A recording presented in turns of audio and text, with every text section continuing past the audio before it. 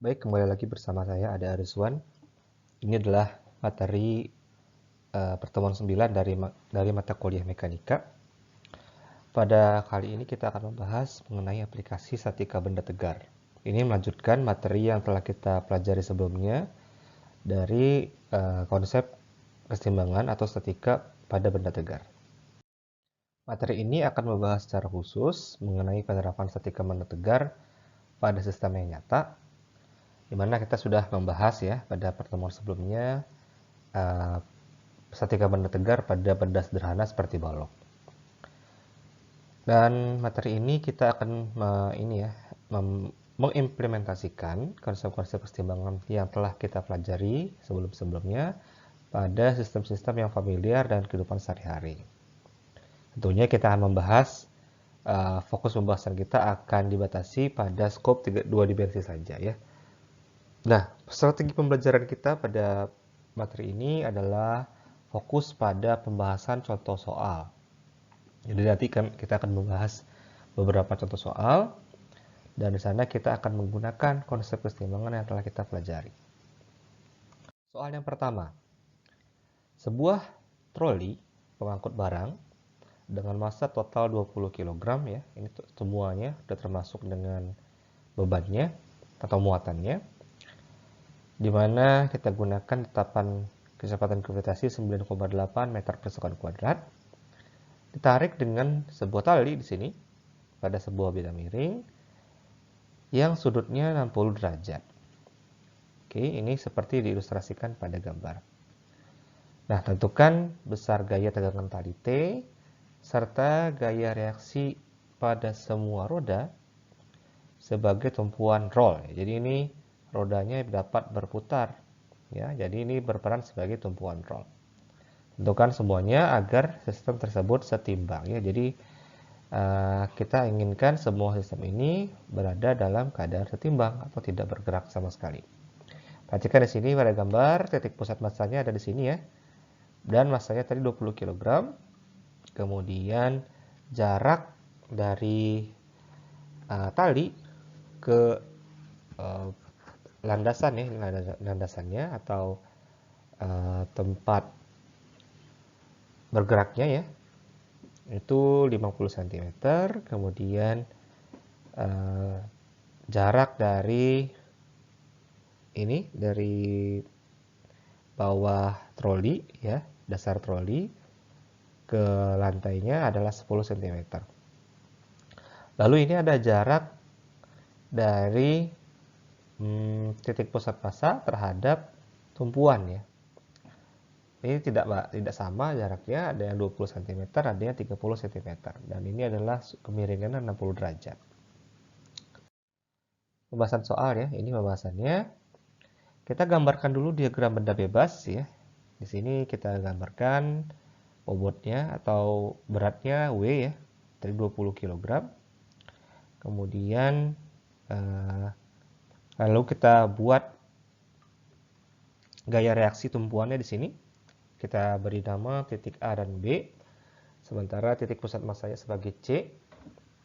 Karena ini tumpuan roll, maka ada gaya reaksi yang tegak lurus terhadap bidang sentuh.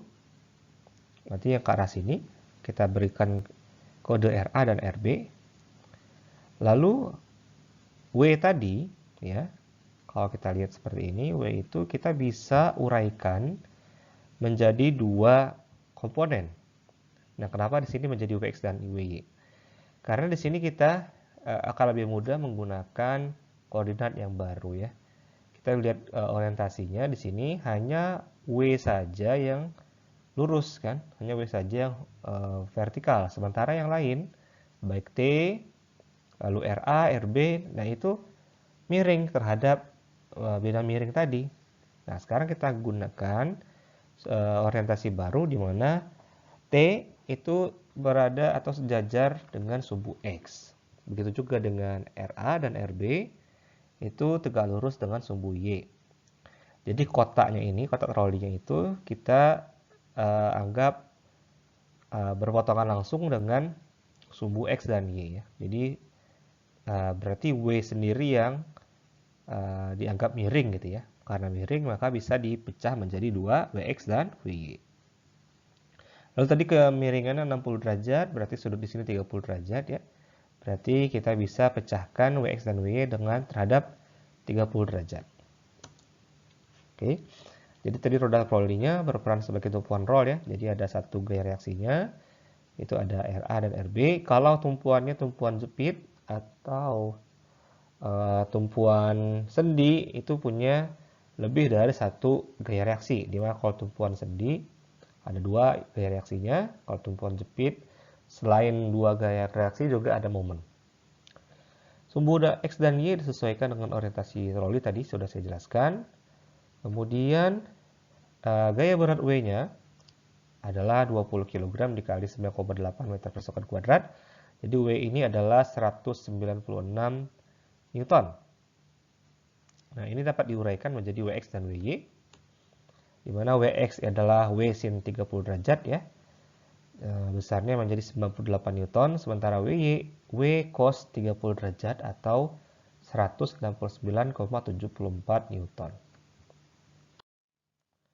Nah, jadi ini kita kita ubah orientasinya tadi. Sini ada Wx, ada Wy, lalu T di sini. Dan kita lihat sigma Fx itu 0, sesuai dengan persamaan kesetimbangan, sigma Fx harus 0. Di mana di Fx itu ada Wx dan T. Karena sigmanya 0, maka T sama dengan Wx yaitu 98 Newton. Sementara sigma Fy ini juga 0 ya. Gaya-gaya yang berada pada sumbu Y Ra tambah Rb ya, karena posisinya atau arahnya ke atas berarti positif. Lalu Wy arahnya ke bawah, makanya negatif tandanya ya. Jadi Ra tambah Rw sama dengan Wy yaitu 169,74 Newton. Kemudian kita akan mengambil sigma M atau jumlah momen. Nah, sigma M-nya kita dapatkan di sini ya Ra kita gunakan momennya terhadap titik C di sini ya. Kenapa saya gunakan titik C? Karena titik C ini ada 2 gaya kan? Ada 2 gaya, malah 3 gaya ya. 3 gaya yang melalui titik tersebut. Jadi akan lebih mudah, akan lebih mempermudah perhitungannya. Jadi di titik C ini kita lihat jarak antara Ra dengan titik C ya, kita lihat itu jaraknya 0,2 meter atau 20 cm ya. Kita ubah jadi meter. Arahnya berarti arahnya ke sini ya. Ini Ra berarti arahnya ke sini. Arahnya ke sini berarti searah jarum jam, maka bernilai atau bertanda negatif. Kemudian RB ke sini ya. RB ke sini atau berlawanan jarum jam, makanya bernilai atau bertanda positif. Oke, kemudian kita peroleh perbandingan antara Ra dan Rb, yaitu Ra sama dengan 1,5 kali Rb. Dari sini kita bisa substitusi ke sini, ke persamaan yang di bawah ini, sehingga kita peroleh ya 1,5 Rb, yang ini Ra-nya kita substitusi, 1,5 Rb tambah Rb sama dengan 169,74 Newton, atau 2,5 Rb sama dengan 169,74 Newton, sehingga kita peroleh Rb-nya adalah 67,896 Newton. Oke, berarti Ra sama dengan 101,844 Newton. Ya, kita peroleh 2 gaya reaksi ya. 3 malah, kita peroleh T-nya 98 Newton, kita peroleh Ra di sini dan Rb.